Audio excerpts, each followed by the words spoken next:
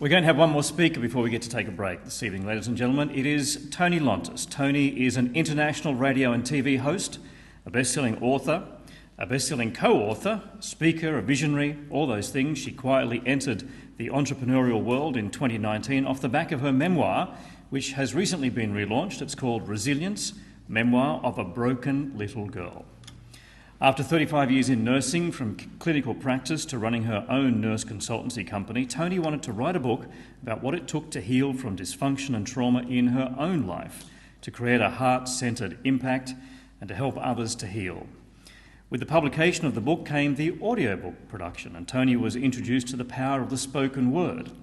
A chance conversation led to a meeting with an American media company, and Radio Toni was born. From these humble beginnings grew a love of interviewing people about life, business, and the universe. Toni now has multiple live streaming TV and radio shows and a series of co-hosted business shows on different platforms based in the US and broadcast right around the world. Toni's mission is to provide an opportunity for anyone who has the courage to rise above themselves and their unique challenges to actualise their dreams and create legacies with heart-centred impact. Toni is not only going to be talking to you about her book, but also about how she helps authors to get themselves in front of 1 million people using the power of digital broadcasting. Would you please welcome to the State Library of New South Wales, Toni Lontis.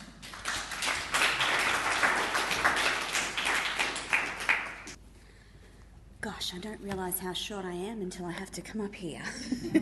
Can you see me okay? Okay, let me just make sure I get this started. Jane has I'm grateful Jane's asked me to speak to you this evening.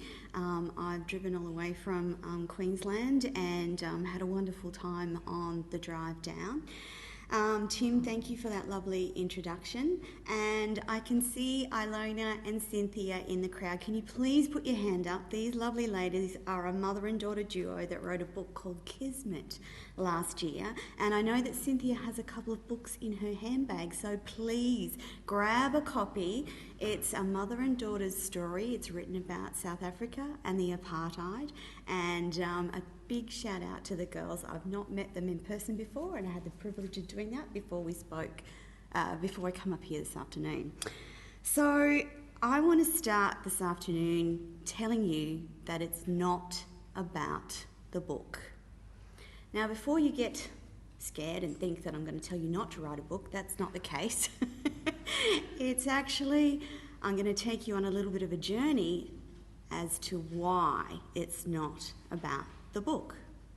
So I'm Toni Lontis, and currently I help entrepreneurs, companies, businesses and authors leverage the power of creating their own shows and content using online live broadcasting, non-traditional media if you like. This helps them reach new audiences, helps them drive new revenue, and it's lots of fun for me. So to tell you about how I got to this point in time, I need to take you back to my childhood.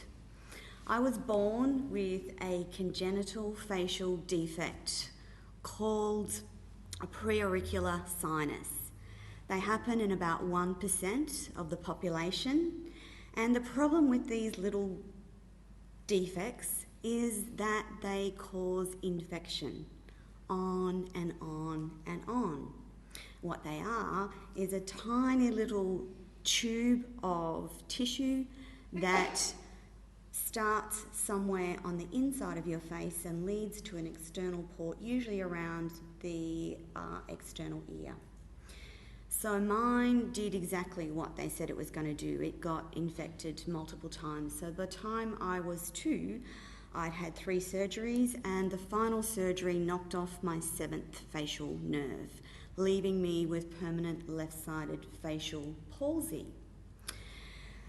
Amongst other things, I couldn't wink, I couldn't smile properly, I couldn't talk properly, I dribbled, I couldn't eat with my mouth closed. lots of really troubling things that you don't really worry about too much when you're a little person, but once you start going to school, it becomes pretty tough. So I spent most of my childhood battling the bullies who liked to be incredibly nasty.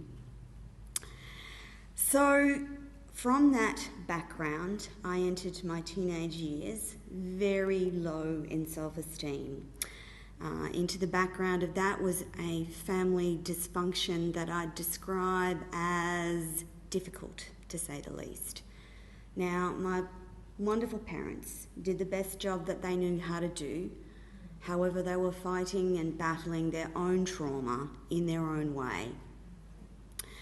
As I started to finish high school and needed to decide what I was going to do, back then, there were not a lot of options. There was a role in the local bank, there was nursing, teaching, and if you had good enough marks, you might get into uni.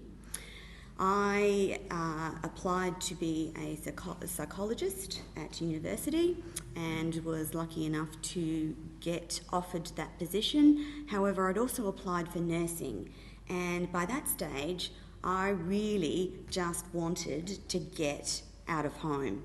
So at 17, when the matron rang and said, "I know that we had you booked in for a May start, how about you come in January?" I jumped.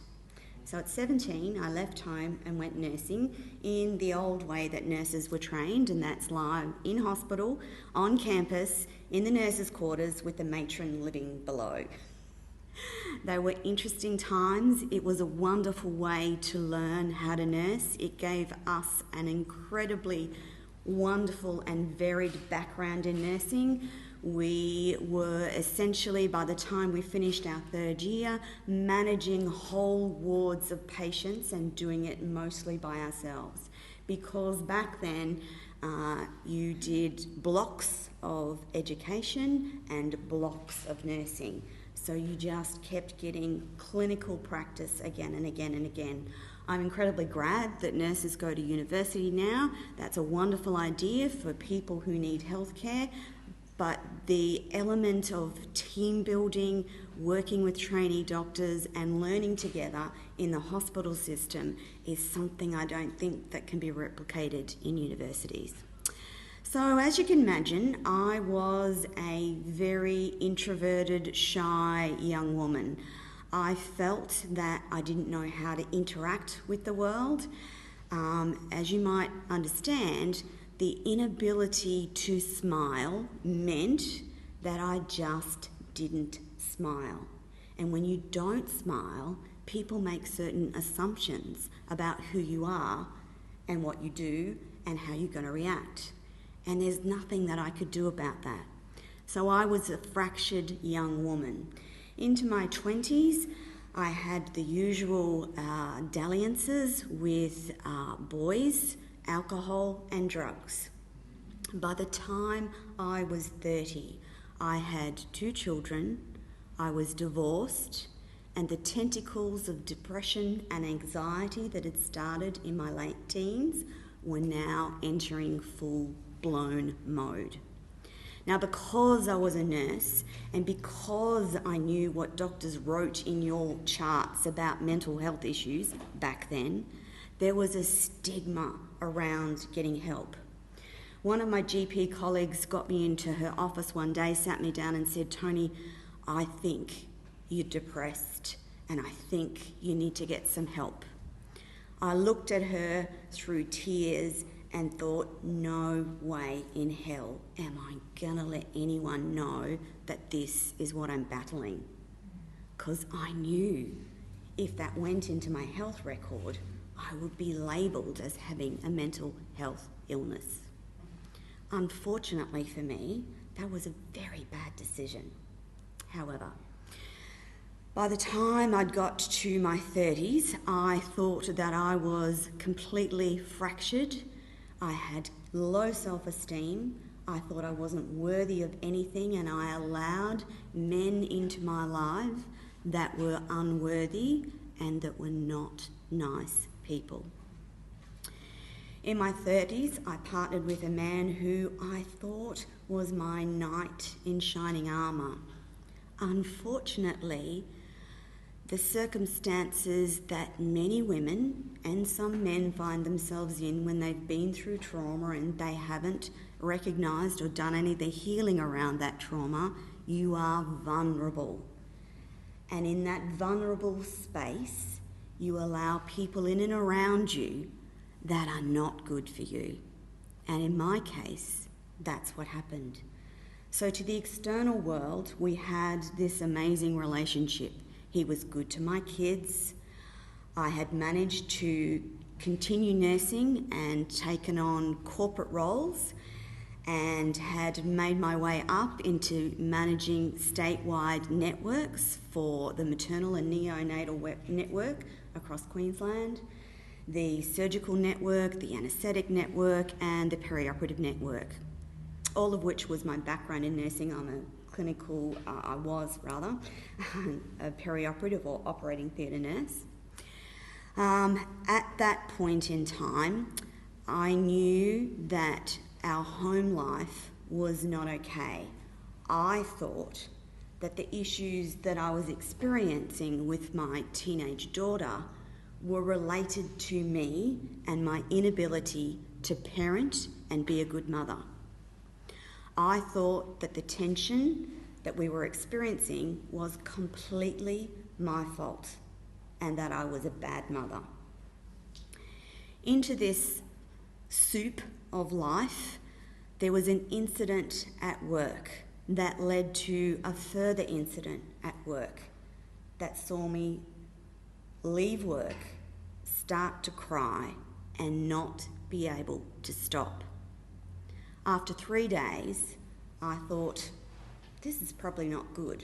I should probably go and speak to someone about it. I remember sitting in the GP's surgery, waiting to go in for my appointment, and almost walking out.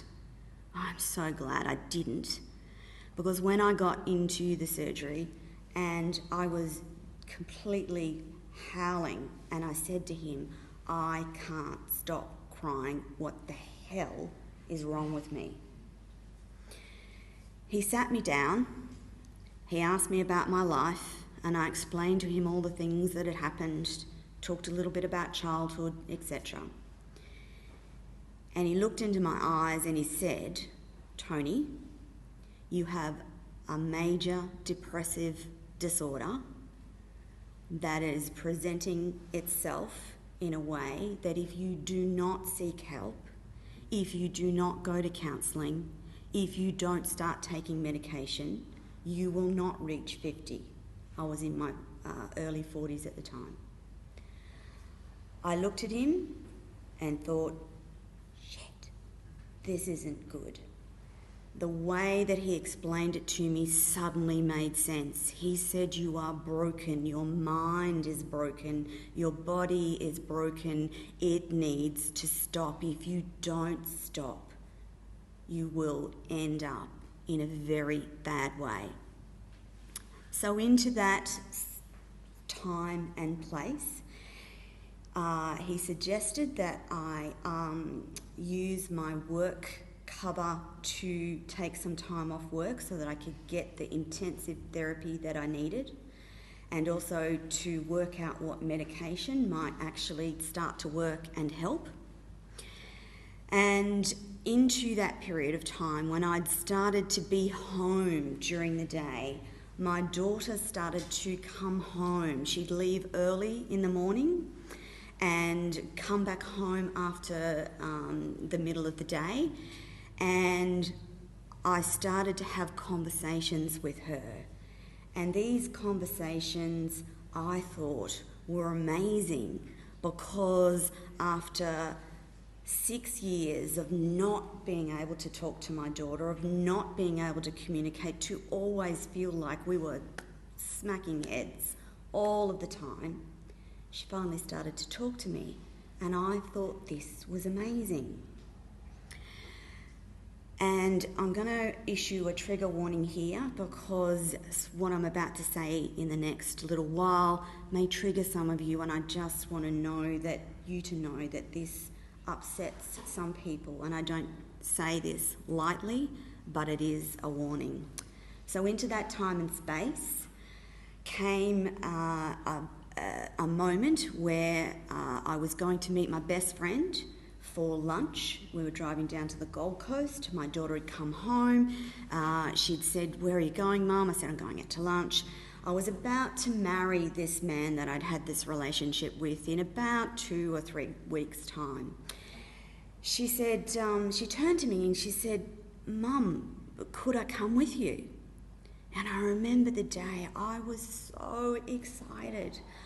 It had been years since she'd wanted to spend any time with me, much less talk to me.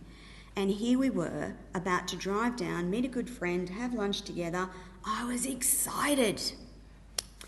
So we're sitting at lunch, and my best friend is previewing the wedding organisation, and we're talking about what the flow of the day was going to be, what I had left to do, what I needed to pick up, what I needed to sort.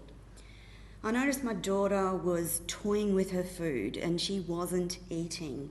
And I thought, that's a bit strange. She's normally has a good appetite. And my friend turned to her and said, "You need to tell your mum what's going on." I looked at both of them and was, "What? What's going on?" I didn't actually need to hear anything from my daughter, because at that moment her face turned grey. Tears started to spill from her eyes. And as my friend said, "You need to tell your mum," she slowly nodded. In that moment in time, my whole world, you thought it was bad before, it was about to get worse. In that moment, my daughter disclosed a history of sexual abuse at the hands of the man I was about to marry in 2 weeks. The same man who told me each and every day how much he loved me. The same man who hugged me and held me and told me on a daily basis how much he couldn't wait to get married. The same man I thought was my saviour. Needless to say, that was the end of the lunch. My daughter grabbed the keys from me and said, "Mum, you can't drive." My friend went, we jumped in the car, we started going home. I put my hand on her shoulder and said, "Honey, what's going on?" Because I just thought that maybe he'd touched her inappropriately. Maybe he'd said something inappropriate. That's what I thought. I would learn that it was so much worse than that. So much worse than I could ever have imagined. So into this major depressive period in my time came this disclosure, and I entered the darkest, blackest, horriblest time in my life. During that time, some days all I could do was breathe in and breathe out. It's a technique that I learnt back then, and I still use it today. All you have to do in the next 2 moments is breathe in and breathe out. There's nothing you have to do, nowhere you have to be, no person you have to talk to, but just breathe. It saved my life, because as you can imagine, the fallout from that disclosure was immense. Not only was there grief and suffering around the loss of a relationship that I thought was wonderful, there was a cancellation of a wedding, and there were endless police visits and conversations and charges and everything else that goes into that time. The most scary point for me was listening to the 2 initial police who arrived and who sat her in a room along from us and started questioning her. The level of their questioning, what they questioned her about, made me physically ill, physically sick. and that was the beginning. So I'm going to cut forward and let you know that eventually he went to jail for 4 months. The Supreme Court judges decided that they would let him out after 4 months. And in the intervening time, up to when he was found guilty, my daughter had started to heal. When the judges let him out of jail, her whole world deteriorated. And she entered a time where she developed a cocaine addiction. She attempted suicide. I can't tell you how many times. She had close and abiding associations with some of the most criminal bikies on the planet. And her whole life devolved. So walking through that has been an immense struggle, not only for me, but for her and supporting her. And I can tell you today, the only reason that child is still alive is because I determined that I was her mother and that I was going to love her unconditionally, no matter what she did, no matter what she said, no matter how she behaved. I was going to love her anyway. And that's what kept her alive. And what keeps her alive now is the work that she's done on herself and her trauma. It's a similar sort of work that I had to do with myself. I spent the next 10 years healing, dealing, learning, shifting my mindset, understanding what happens within these crimes, what the fallout is, etc., etc. So by the time I got to my 40s, I decided that it was probably time to write a book. And my only thought was that if I can tell someone, if someone reads the book who sees these behaviours, they understand and another child is saved. Or if one woman is in that situation, she understands and knows that she's not alone. That was my sole purpose. So in January 2018, I made the decision that I needed to write the book that year. I had no idea how to write, no idea all of the processes involved, nothing, just knew I needed to write. Finally, after procrastinating for ages, I sat down, I stopped my consulting, but by that stage I'd still managed to function high enough to have my own consulting company, and I zapped around Australia prepping hospitals to meet the national safety standards. But I made the decision to write a book, and that's what I did. Stopped working in July, sat down, wrote the book, finished it in November, published it in January, and released it. I had no plan. I just thought, right, I need to write this book. It's going to help people. It's going to be a bestseller. Let's do this. I also determined in that year, 2019, when it was published, that I was going to show up and do things that terrified me. So just to put context around that, I would not be in a group like this at any time. I would not talk to people I didn't know. I would not smile. I would not go on camera. I would not let people video me. I would not let people photograph me, nothing. But here I was with this book, Resilience. And so I did what my mentors told me to do, and that was go out and market. Build your social media, start talking about your book, and I did that. In the background of that, I also wanted to do the audiobook, and the producer for the company in Brisbane that did the audiobook convinced me that I needed to narrate it myself. Now, I was so introverted that I fought with her for months. Said, no, I'm not going to do it. We'll get an actress to do it. No, I'm not going to do it. I can't do it. That's not for me. We'll get an actress. No, no, no. In the end, she said to me, Toni, I'll be with you. I'll get you through it. It's going to be okay. You can do this. It was the first time someone external to my family had showed faith in me. And we did that process. We sat down in the studio and recorded this book. I was unprepared for the depth of feeling that would be produced in that realm. There were many days when we had to stop recording because I just broke down. There's something about speaking your written words that is powerful. So as bad as it was an incredibly wonderful thing to do. And I'd recommend anyone who writes a book to do the audio version. It's a powerful thing to do. So she got me through that. We released the audio book, went back to doing my marketing and getting on social media and talking about the book. And at the end, when she gave me the edited files, she said to me, "Toni, there's something about your voice and there's something about your presence that the world needs to hear. Have you thought about radio or podcasting?" Again, no way, no hell, not going to happen. Now the thing is, when you put an intent into the universe, and my intent for 2019 was to do lots of things that terrified me, that's exactly what you'll get.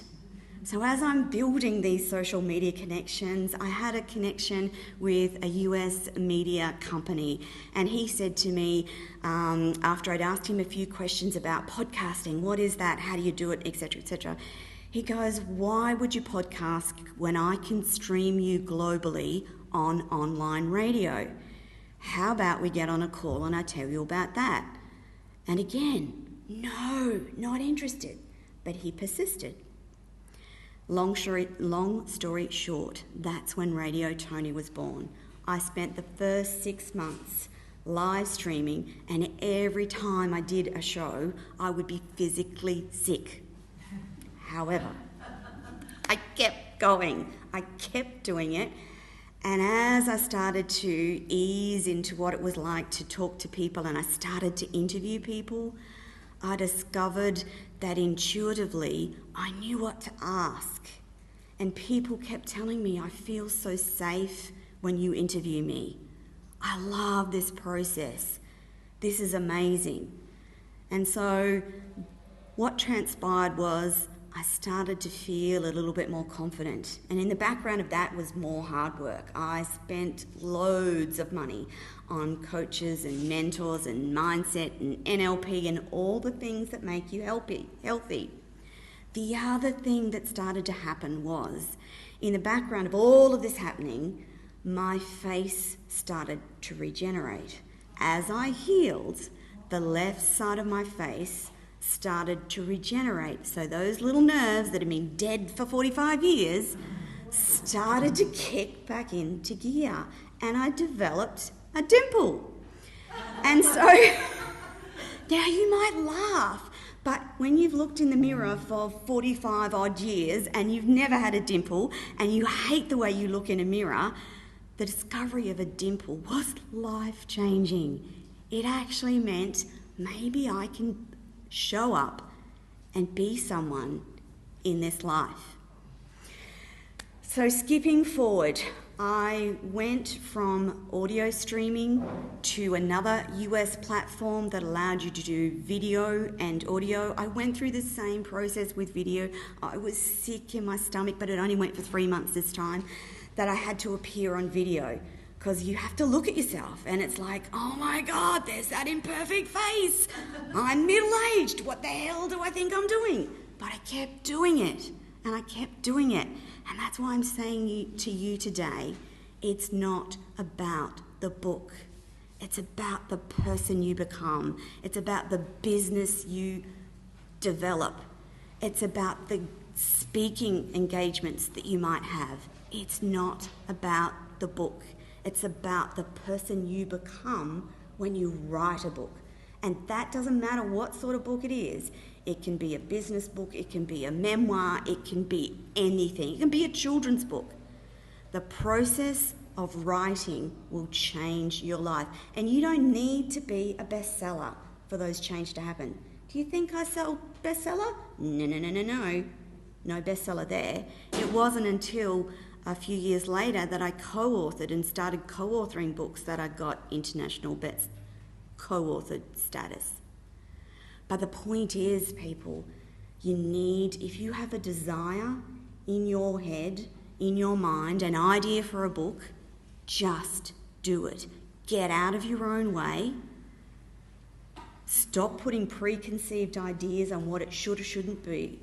let go of perfection, and show up as your imperfect self.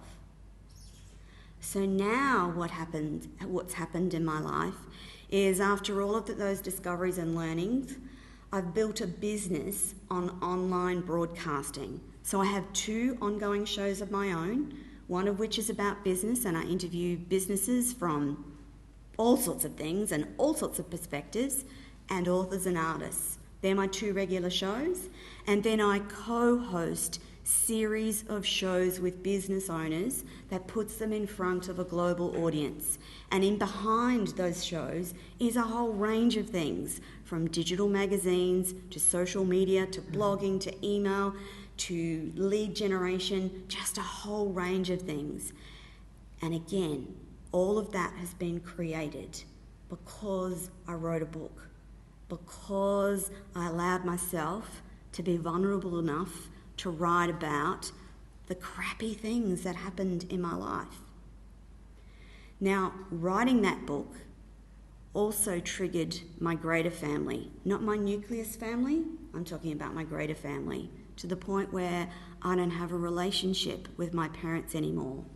However, in the last 12 months, the things that I alluded to in the book that I didn't know anything about, just I spoke openly and honestly about dysfunction, and it was secrets and hidden from the family. I now know that some of the stuff that I felt was true. I discovered a sister 2 years ago who I never knew that I had. Talk about ongoing issues and family dysfunction. Discovering a sister at 54 is an interesting journey in itself. So I guess the crux of what I want to say is, don't allow other people's opinions. Don't allow yourself to be talked out of writing the book that you have in your head. And I encourage you to talk to Jane. In the first instance, just tell her what you've got rattling around in your head. The rest is easy. Once you make that decision to write a book, once you actually start writing those words, the rest will flow. And besides, you don't even have to write it now. You can actually speak it out, get it transcribed. I know lots of people that speak out their books, get it transcribed, bang, they've got a book.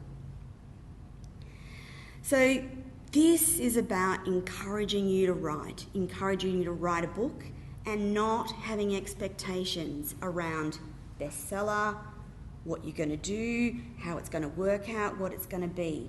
Allow yourself to just flow with that God-given instinct that you have in your heads. And in closing, I just want to tell you that the next reiteration of what we're doing is creating an everyday women's network. So I'm talking network TV with multiple channels underneath it. We're about to launch in the next 2 to 3 weeks, depending on our channel partners getting their act together. But I want to go on creating those components, telling those stories that inspire, empower, educate, and help the world. And again, it started with a book.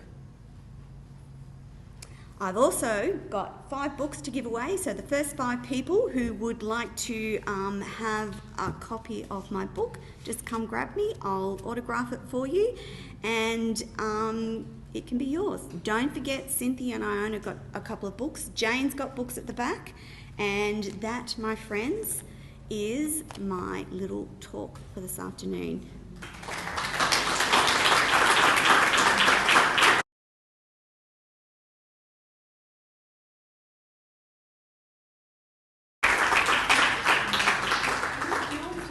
Questions, Toni? I was just going to... Yes. Pop up at the microphone so we can hear you. Hi, guys. My question, Yes. an obvious one, is how do you learn to trust again? Oh, incredibly difficultly. So I am actually happily married again to the most amazing human being on the planet. Was that fraught with difficulty? Oh, God, you betcha. Absolutely. But by the time I'd met my husband, I had done some serious counselling and therapy. So I had done years of weekly effort. And when I say it is hard work, it's really hard work. But I wouldn't be standing here before you today if I hadn't done that hard work. If I hadn't had key people along the way believe in me, say it's okay, understand that behind that trauma was greatness, and it was about the chance conversations with people and opening yourself up to have those conversations. Tim, there were times when I self-sabotaged to the point that I felt hopeless and completely unable to trust. But again, I read, I educated myself, I invested in coaches, mentors and counselling, and that is what helped. Plus, finding a really good human being in my husband who had done a lot of work himself and who was very good at guiding and managing. And together we had to walk through some really tough stuff with my daughter. As you know, trauma leaves indelible marks on people's lives. And you're all aware of Grace Tame. Can I just point out, Grace Tame's sideways glance at the Prime Minister has nothing to do with politeness and everything to do with a young woman battling with trauma. We need trauma-informed care. We need everyday people to understand the impacts of trauma. I've lived it, my daughter's lived it, Grace has lived it. Sorry, getting on my high horse. Sorry, Tim. Questions from the floor? Yeah? Hello. Take this up so you can hear me. Toni, thank you for sharing your story, first and foremost. If we want to connect with you beyond here...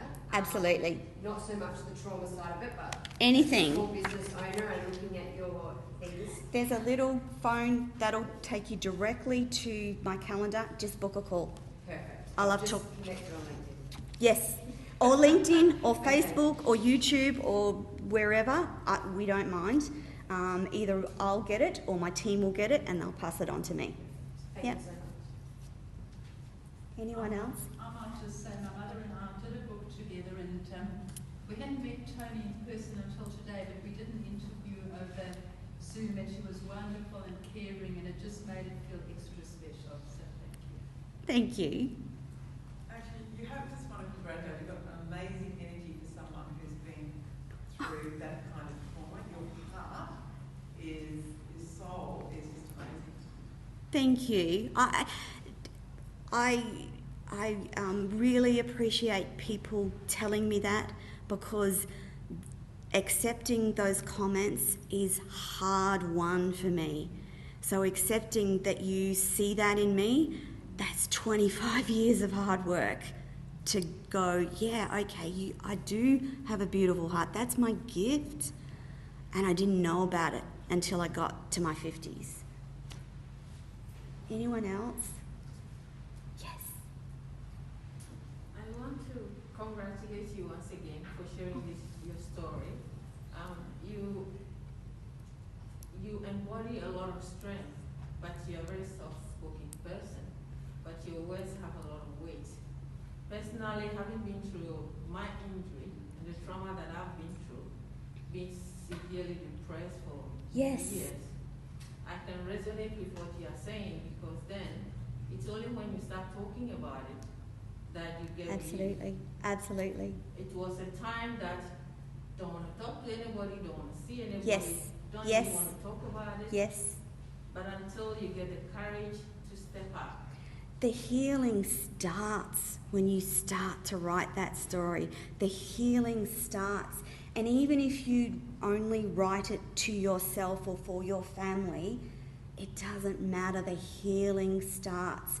Secrets and lies keep us the same. They keep us rooted to trauma. And trauma comes in many forms. It doesn't have to be the bad stuff. It can be an accident. It can be the death of a parent. Trauma comes in many forms, but until you start to talk about it or write about it, it lays within your heart and keeps you in the same space and unable to move forward. So write a book, people. Talk to Jane, write a book. Any other questions? I just might raise the education. Yes. The education Yes. that comes through trauma. And I can speak from personal experience as well, although I won't necessarily share it with you, but everyone goes through tough times. Yeah. Now, I think that perhaps the education that we receive by having to go through psychological counselling or whatever medication helps us when we get to those points where things get difficult again. Yes. So, for instance, the And they will. last 2 years of COVID have been very difficult for a lot of people. I don't know that I personally would have coped as well as I had. Agreed. Unless 20 years ago I'd actually had the privilege of going through the counselling, the medication, all that sort of stuff. Yeah. I don't want to suggest that there's any level of gratefulness that you've lived through this. But there is. But do you feel that Absolutely. that so you can actually cope so much more with what life throws at you now because you had that education, because of what you went through? Yeah. My daughter often says that despite the horrendous things that she went through, she actually now feels privileged that she's a lot of the way through her healing. And she kind of thinks that it was her, and this is probably a bit woo-woo for some people, but she actually believes that it was her and her strength that enabled her to get through and probably protected others from this man. So part of the journey and healing journey was for me to find his ex-wife, because the story he told about his ex-wife just didn't add up. When I found her, she said that the real reason that they'd divorced was that she had come across him outside her 11-year-old daughter's bathroom window watching her shower. She had called the police in that instance but didn't lay charges. So, and she said that her daughter was completely traumatised from other things before that incident happened. So in my mind and in my daughter's mind, that girl wouldn't have coped with what my daughter had to walk through. So there's different ways of looking at it, and would I wish that on anyone? Hell no. I wouldn't wish that on anyone. I wouldn't wish the judicial system. I wouldn't wish the court. I wouldn't wish it on anyone. I mean, the first 6 weeks after Rochelle disclosed, she came and slept in my bed with me, and every night until 1, 2, 3 o'clock in the morning, she would tell me the stories of what had been done to her. And all I could do was lie in that bed, hold her hand, and hope to God she couldn't hear me crying, because she needed to get it out. And there was no one else. It was before we'd even got to the point of sorting out therapy and counselling. I didn't know what to do. No one tells you what to do. And that's how we got on the track. And that's how she stepped forward and started her own healing. Please thank Toni, everybody. Thank you.